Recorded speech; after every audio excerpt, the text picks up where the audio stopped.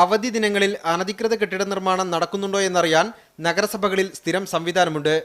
ആവശ്യാനുസരണം ജീവനക്കാരെ ഉൾപ്പെടുത്തി സ്ക്വാഡ് രൂപീകരിക്കുകയാണ് സെക്രട്ടറിമാർ ചെയ്യാറുള്ളത്. എന്നാൽ സ്ക്വാഡുകളിലെ അംഗങ്ങളെ മുൻകൂട്ടി നിശ്ചയിച്ചുള്ള തദ്ദേശ വകുപ്പിന്റെ ഉത്തരവ് മൂലം ഉദ്യോഗസ്ഥരുടെ ആഘോഷ ദിനങ്ങൾ നഷ്ടപ്പെടുന്നുവെന്നാണ് ജീവനക്കാരുടെ പരാതി. നഗരസഭാ സ്ക്വാഡുകളിൽ റീജിയണൽ ജോയിന്റ് ഡയറക്ടറും സെക്രട്ടറിയും ജില്ലാ ടൗൺ പ്ലാനറുമാണ് അംഗങ്ങൾ.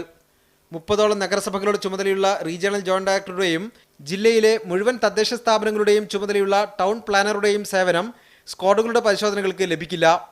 അതിനാൽ സ്ക്വാഡിന്റെ പൂർണ്ണ ചുമതല നഗരസഭാ സെക്രട്ടറിമാർ വഹിക്കേണ്ടി വരും. ഈ ഉത്സവാഘോഷത്തിൽ പങ്കുചേരണം എന്നുള്ള അമിതമായ ആഹ്ലാദത്തിൽ നിൽക്കുന്ന ഒരു ജീവനക്കാരൻ്റെ നേരെയാണ് ഇപ്പോൾ ഈ സർക്കുലറിലൂടെ ആ ജീവനക്കാരനെ പ്രയാസത്തിൽ ഏർപ്പെടുത്തിയിരിക്കുന്നത്.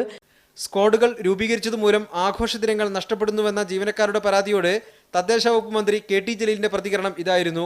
പെരുന്നാൾ ദിവസം ഒരു സുപ്രധാനമായ കാര്യം ഉണ്ടായാൽ അല്ലെങ്കിൽ ഓണ ദിവസം ഒരു സുപ്രധാനമായ കാര്യമുണ്ടായാൽ ഞാൻ അതിൽ ഇടപെടേണ്ട എന്നാണോ? മീഡിയ 1 കോഴിക്കോട്.